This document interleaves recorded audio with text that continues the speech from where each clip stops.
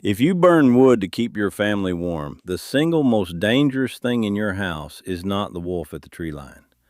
It is the log you're about to throw on the fire. There is a picture more than a century old of 3 stumps burning in a foot of snow outside a cabin door. A man with a long gray beard and a fur hat is pointing at the middle one, and the smoke coming off it is black. Not gray, black. He is not pointing because it is pretty. He is pointing because he has just realized what he threw on that fire, and he is telling the man beside him, do not stand downwind of that one. That is the camping myth that killed more frontier men than wolves ever did. Not the beast in the dark, the fire between their own 2 hands. The idea that if it is wood, it burns, and if it burns, it is safe. Men froze because they threw the wrong log on, breathed the wrong smoke for 2 nights, and never made it through the 3rd. The thing that killed them has a name: fuel judgment.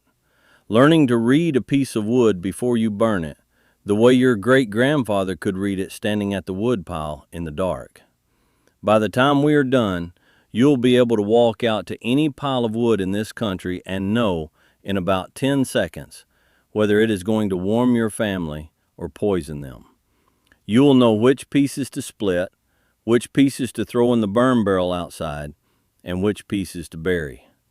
That is a sovereign skill. Nobody bills you for it. Nobody can take it back. Before we go on, there's something coming for this country, and the news won't say a word about it till it's already on your doorstep. It comes down to one number: 3 days. That's what the stores hold for you. Your grandfather's pantry held a winter, and the difference was never money. It was knowing. 904 pages of that knowing in one book. Water, fire, curing, canning, the plants that heal and the ones that kill. SilasMercer.shop. Links below. All right, back to it. There are 7 pieces to reading wood right. 6 of them your grandfather could have taught you on a Sunday afternoon. The 7th, the one that actually kept him alive on the bad nights, is the one nobody teaches anymore, and it is the one we build to. I am Silas Mercer, 7th generation on this ridge. My family has held this stretch of mountain since the 1790s, and I have never lived off it a day. Everything you are about to hear, my grandfather Eli copied into a leather journal before he died, and he made me swear the old ways would not die with me. This is me keeping my word. None of this got forgotten by accident, friend. The comfort and safety trade, the appliance men, the chimney men, the detector men, they built a whole industry on top of you not knowing what your granddad knew for free. I will name them properly in a minute. By the time we are done here, you will look at a piece of wood the way he did. You will know the 6 kinds that will kill you slow and the 1 kind that will kill you fast. You will know how to tell dry from green with your bare hand. You will know the smell that says walk out of the room right now and open the door. And you will know the 1 signal, the 7th piece, that told him the fire had turned on him. That is the promise. Tap subscribe before we get into it. Not for me, because we are pulling 1 buried skill back into daylight a week now, and you will want the next one they would rather you never relearned. There are 7 pieces to reading wood. 7.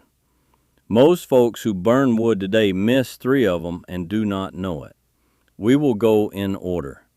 Condition first. Is it fit to burn at all? Moisture second. Is it dry enough? Species third. Is it one of the poisonous ones your grandmother would have slapped your wrist for touching? Then the treated stuff. Then the driftwood. Then the burn itself. And then the 7th piece. The one the comfort trade needed you to forget the most, because it is the piece that catches the fire before it catches you. So the question is not what your granddad knew that you do not, neighbor. It is who profited when you stopped knowing it and how you take it back. The first piece is condition. Before species, before dryness, before anything else, Is this piece of wood even fit to burn in a place where people breathe? Your great-grandfather stood at his woodpile the way a butcher stands over a side of beef. He would pick a piece up. He would weigh it in one hand. He would smell it. And half the time he would toss it back on the far end of the pile and reach for another one. He was not being fussy. He was reading it. Here is how you do it today. You pick the piece up. 3 tests in this order. Weight first. A fit piece of hardwood feels heavier than it looks. A rotten piece feels heavier than it should because it is holding water in dead fiber. Surface second. You look for punky, spongy patches, dark streaks of mold, white powdery bloom, black fuzzy patches, bark that peels off in wet sheets. Smell third. You bring it to your face. A good piece of seasoned wood smells like wood, nothing else. A bad piece smells sour or musty or sharp like a wet basement. If any one of those 3 tests fails, that piece does not go in the house. Wait, look, smell. Every piece, every time. Now the record.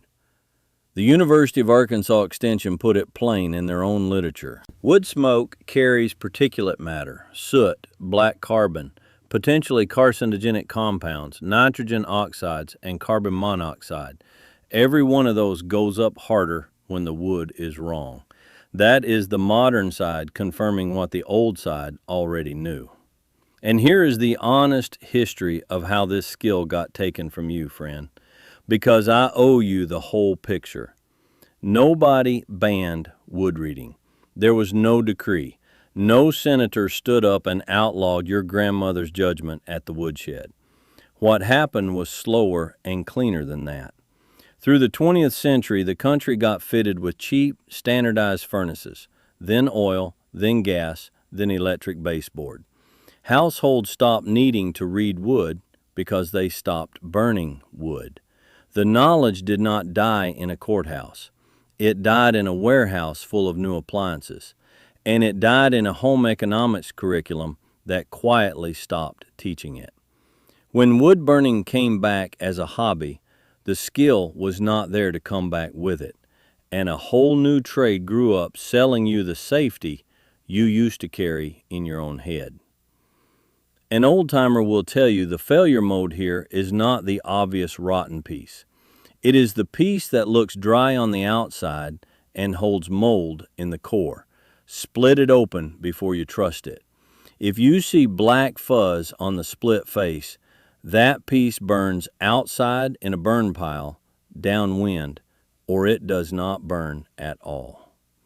Do this today. Walk out to your wood pile. Pick up 10 pieces.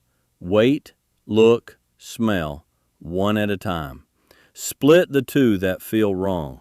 You will find at least one that would have smoked your family out if you had trusted it in the stove tonight. That is condition. Now, even if the piece is fit, if it is still holding water, it will still poison your air, which is the next piece. And it is the one 9 out of 10 people botch. Piece number 2 is moisture. This is the gate. Because a piece can pass condition, clean, sound, no mold, and still be too wet to burn safe. Your grandfather could feel it. He would knot 2 pieces together and listen. A dry piece rings hollow like a dropped bat. A wet piece thuds dead like a bag of grain. Here is the method. 3 tests again. Sound. Knock 2 split pieces together at the ends. Dry rings, wet thuds. Look. The ends of a seasoned split are checked, cracked, radiating out from the center like a spoked wheel. A green split shows a clean face with no cracks. Feel. Put your palm flat on the split face and hold it there 10 seconds. A dry piece feels dry. A green piece feels cool, because water is still evaporating out of it under your hand. Rule of thumb your grandfather lived by. You split it, you stack it off the ground with air moving through, you cover the top and leave the sides open, and you let it sit. Hardwood, 1 full summer minimum. 2 summers is better. Softwood, 1 summer is usually enough. If you did not split it last spring, it is not ready this fall. That is the honest answer. Split, stack, wait. 2 summers if you can spare them. The modern extension guidance confirms the old rule from the other direction. Burning wet wood is what drives most of the health hazard in wood smoke. The water in the wood has to boil off before the wood can burn hot enough to combust cleanly. Every gallon of water inside that log steals heat from your fire and puts smoke in your lungs. That is not folklore. That is physics that the university folks put in writing. The failure mode here is the piece you bought 2 weeks ago at the gas station in a shrink-wrap bundle labeled seasoned. Half the time, it is not. Test it yourself before you trust the label. And here is the honest word about who profited when you forgot this. Not a conspiracy, neighbor, just how markets work. The comfort and safety trade does not need you scared. It just needs you dependent. Sell the appliance, sell the fuel, sell the inspection, sell the detector. There was never money in you knowing how to read a piece of wood, and a great deal of money in you paying someone else to worry about it for you. The knowledge died because it could not be sold. Do this today. Buy a moisture meter for $20 or use the knock and check the ends test for free. Test 5 pieces of what you are about to burn. If any read over 20% moisture, they wait another season. Next, even a dry, sound piece can kill you if it came from the wrong tree. Which brings us to the ones that will hurt you fastest. Piece 3, species. This is the one the frontier men learned wrong at the cost of their lives. The idea in the back of every camper's mind, if it is a tree, and it is dead, and it is dry, then it burns clean. That is the myth. That is the one that killed them. Because some trees carry poison in the wood itself, and the fire does not burn it out. The fire lofts it up into the air you are breathing. Here's what your grandmother would have slapped your wrist for even carrying near the woodshed. Do not burn poison ivy, poison oak, or poison sumac. Ever. The oil in the plant, urushiol, rides the smoke straight into your lungs and your eyes. Do not burn oleander.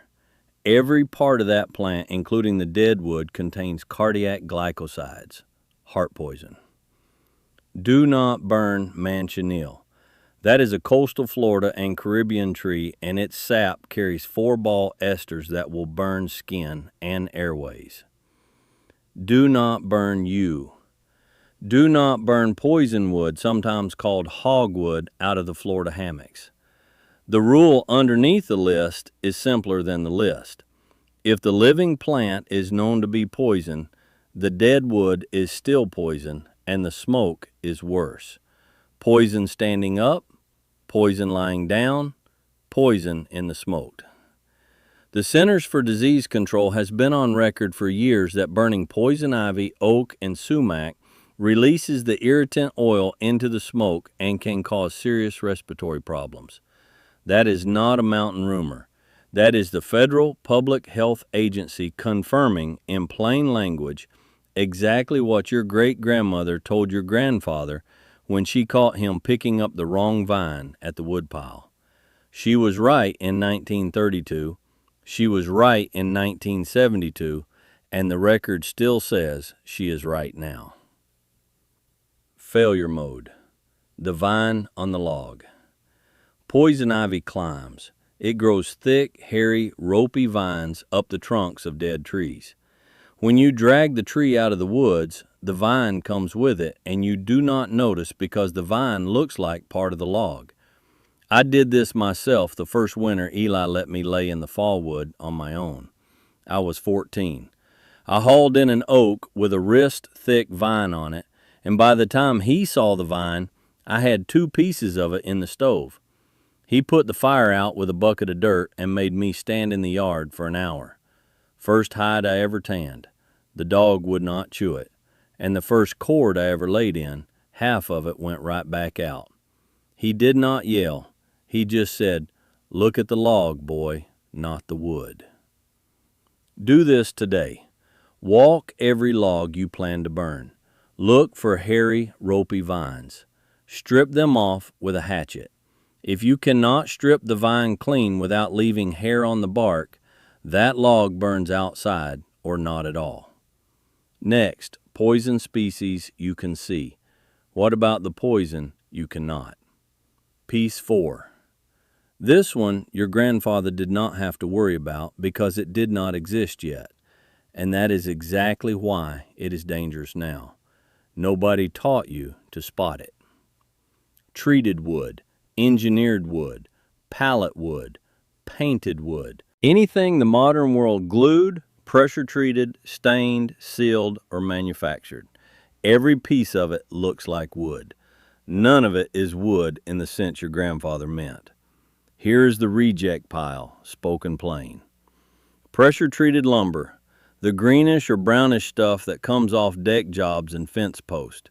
It is soaked with copper compounds and, in older stock, arsenic. Do not burn it. Plywood, particle board, chipboard, oriented strand board, anything held together with glue. The glue is formaldehyde based, and when you burn it, you are breathing formaldehyde. Painted wood. The paint carries lead in older stock and other compounds in newer. Stained or sealed wood, same reason. Pallet wood. Some pallets are heat treated and fine. Some are chemically fumigated and not, and you cannot tell by looking. So the honest rule is you do not burn pallets in a house. Railroad ties, soaked in creosote, do not burn, ever, indoors or out. The visual tells. Green or brown tint on cut ends means pressure treatment. Visible glue lines mean engineered. Any paint, any stain, any varnish, any factory smooth surface, reject. If the piece looks like it came out of a building, not out of the woods, it does not go in the stove. Green tint, glue line, paint, factory smooth, out. The extension guidance is direct on this. Pressure-treated wood, plywood, particle board, chipboard, wood pallets, any wood with glue, none of it belongs in a household fire. Not because tradition says so, because the compounds released when those materials burn are documented indoor air hazards. This is the modern side confirming in institutional writing what the old side would have settled by common sense. Do not burn what a factory built. Failure mode. The neighbor's scrap pile. Free wood, hauled off a construction site, dumped by the driveway. You take it, you stack it, you burn it in the shoulder season, and you never quite feel right for a week and cannot figure out why. That is the modern failure mode your grandfather did not have. Do this today. If any wood in your pile came from a building instead of a tree, move it out. Put it in the trash, not the stove. Free does not mean fuel. Pattern break. Everything so far, condition, moisture, poison species, treated wood, your great-grandmother could have walked you through in one afternoon at the woodshed. What is coming next is the piece that ate the coastal families alive. And after that, the piece the comfort and safety trade needs you to forget the hardest. That is the one that turned this whole thing from a woodpile lesson into a survival lesson. Piece 5, driftwood. Every coastal camper, every beach cabin, every lakeside stove has had the same thought. Free wood, already dry, right there on the sand. Burn it. Nothing on that beach looks dangerous. And that is the trap. Because driftwood is one of the worst fuels you can put in an indoor fire. Here is what is actually in that log. Salt. Weeks or months or years soaked in seawater, and the salt has worked its way deep into the fiber. When salt-saturated wood burns hot, the chlorine in the salt gets released as gas, hydrogen chloride, chlorine compounds. And those two gases do two bad things. They damage your lungs, and they eat your stove and your chimney from the inside. The corrosion in a coastal stovepipe that has been fed driftwood for a season looks like acid damage, because that is what it is. Rule: driftwood is a beach bonfire fuel, if it is a fuel at all. Outdoors, downwind, brief. It is not an indoor fuel.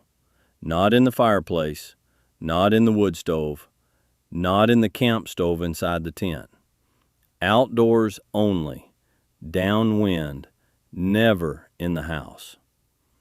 The published guidance lists driftwood plainly among woods never to burn indoors. Not because the wood is rotten, because the ocean got into it. The old coastal folks knew this in a rougher form. They would tell you driftwood ate the flu. They did not need the chemistry to know the outcome. The modern extension writing tells you why. Failure mode. The split you cannot tell from regular hardwood. Once driftwood has been ashore a summer and dried out, it can look almost normal. The tell is weight. The tell is the grayish weathered surface. And the tell is a faint saltiness if you touch your tongue to the split face, which most folks do not want to do and do not have to. If in doubt on a beach house pile, burn outdoors or not at all. Do this today. If you keep a cabin, camp, or fire pit within a mile of any salt water, sort your pile. Anything with the weathered driftwood look goes to the outdoor pile. Anything you cut yourself from an inland tree stays inside. Next, even with the right wood, dry, sound, non-toxic, untreated, inland, you can still poison a room. Because it is not only what you burn, it is how it burns. Piece 6, the burn itself. You have done every piece right up to here.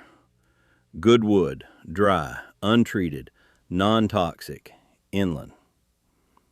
And the fire in front of you can still be the one that kills your family. Because the fire is a live thing, and you have to read it the way your grandfather read the sky before a storm. Here's the reading. 3 cues. Smoke color, flame character, draft. Smoke color first. A clean fire in a well-drafting stove or fireplace, after the first 10 minutes of startup, should produce almost no visible smoke coming out of the chimney. What you see should be a thin heat shimmer and maybe a faint whitish trail. Gray smoke means the fire is running cool. Black smoke means the fire is choking. Either the wood is wrong, the wood is wet, or the air supply is starved. Flame character second. A good hardwood burn shows tall, steady, orange-yellow flames with blue at the base. Lazy, dark red flames that never brighten mean the fire is starving for air or the wood is too wet. Sooty flames that streak black mean the wood is wrong. Draft, third. Open the door of the stove or the damper. You should feel air pulling in, not smoke pushing out. If smoke rolls into the room when you open the door, the chimney is not drafting. And every minute the fire runs, that draft is going somewhere. If it is not going up, it is going into you. Black smoke, lazy flame, smoke rolling out. Any one, stop. The extension research names the pollutants that ride bad combustion: particulate matter, soot, black carbon, carcinogens, nitrogen oxides, and carbon monoxide. The colder and dirtier the burn, the more of every one of those you make. A hot, clean, well-drafted fire produces a fraction of what a smoldering, starved fire does.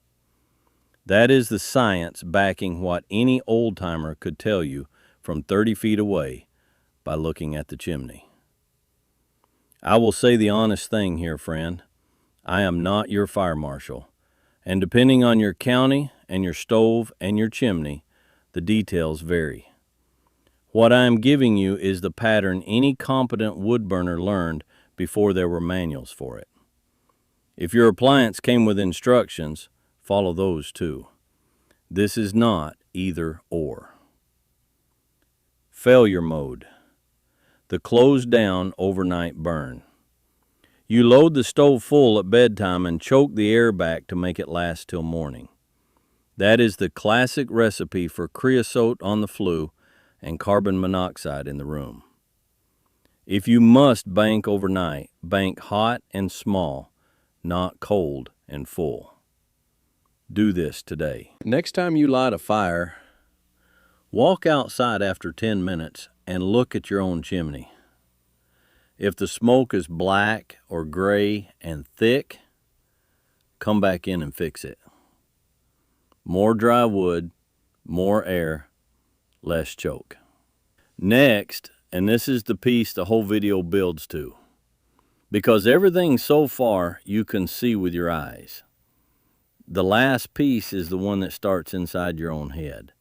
And by the time you notice it, the fire's been working on you for an hour. Piece 7. This is the piece the roadmap has been walking you toward. Your grandfather called it, plain as anything, listening to your head. The rule is this: the first detector in the house is you. Before the beeper on the wall goes off, before the smoke gets thick enough to see, your body knows something is wrong, and it tells you in one specific way. And if you ignore it, you do not get a second warning. Here is the rule in 3 lines. 1. Headache at the hearth is not normal. If you sit down by your fire on a cold night and inside 20 minutes a dull ache builds up behind your eyes or across your temples, that is not the heat. That is the air. Stand up, walk to the door, open it. 2. Dizziness or a swimming feeling when you stand up from the chair by the fire is not just tiredness. That is your blood telling you it is not getting oxygen right. Get out of the room. Not the far side of the room, the outside of the house, in the cold air, and stay there. 3. Nausea, confusion, or drowsiness that came on since you lit the stove is the 3rd stage. If any 2 people in the room are feeling it, the fire is out, the doors are open, and everybody is outside, in that order. This is not a maybe. This is the rule. Headache, dizziness, out. Then fix the fire. The University of Arkansas Extension backs every word of that.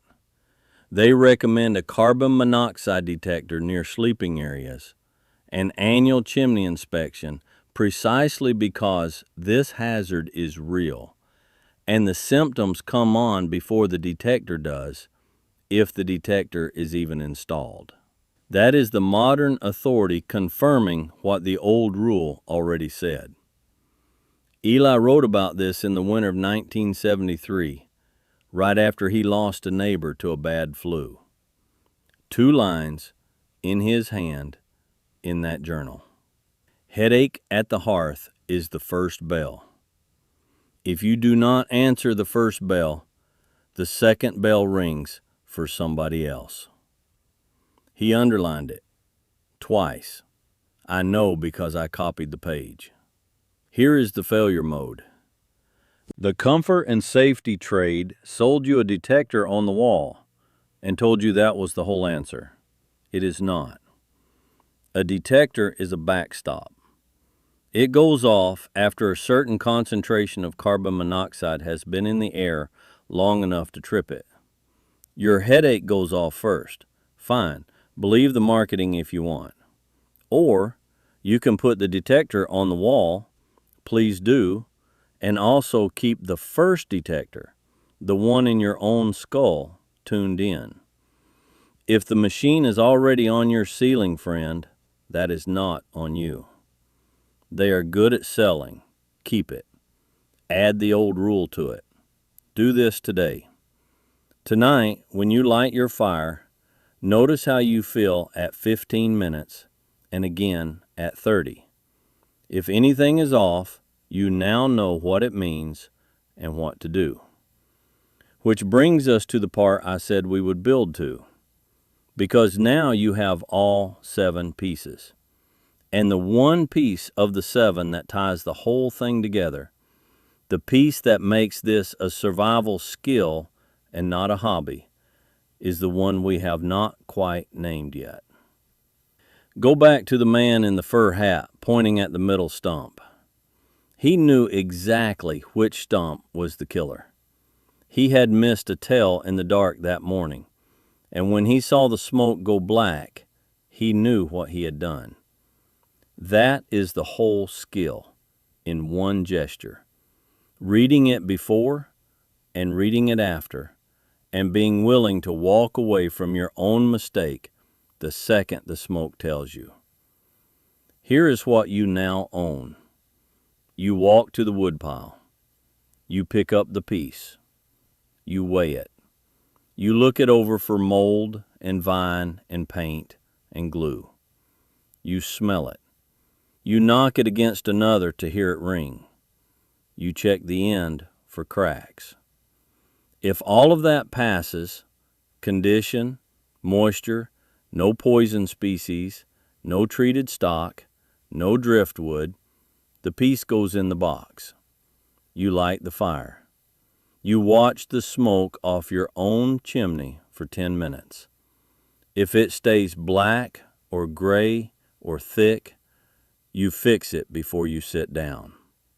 And then, this is the 7th piece, the buried heart, the one the whole roadmap pointed at.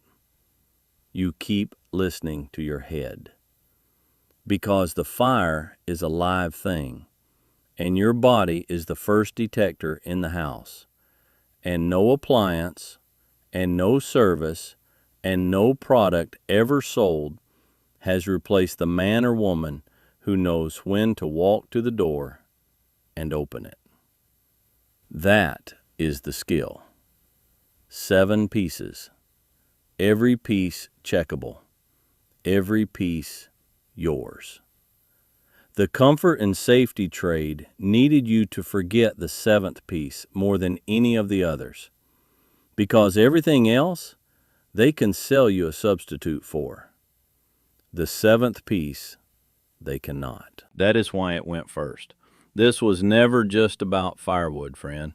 It was about the difference between a man who owns his own hearth and a man who rents his safety by the month.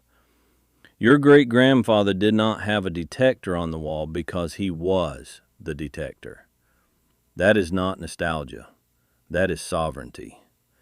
When you can read your own fuel and read your own smoke and read your own body, you do not need permission from anybody to keep your family warm through a hard winter. That is what got taken from you. That is what you just took back. You do not have to master all 7 pieces this week. Do one. This Saturday, walk out to your wood pile and run the 3 condition test on every piece. Wait, look, smell. That is the whole first step. Sort what fails into a pile that does not go in the house.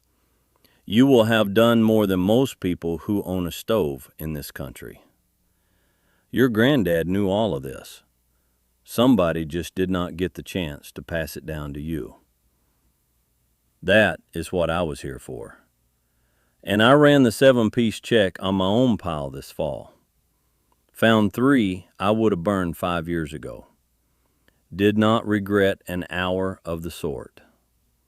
Tell me down below, did your grandparents keep a wood pile? Did they teach you to read a log before you burned it? Or did that piece not make it to you either? The skill that gets the most stories in the comments is the one I go deep on next. A skill that kept families warm and breathing for 300 years, almost gone. Now you are one of the keepers. Next time, the $2 pantry skill that put a whole industry out of business, and the year they made sure you would forget it was ever there. Keep the old ways. They kept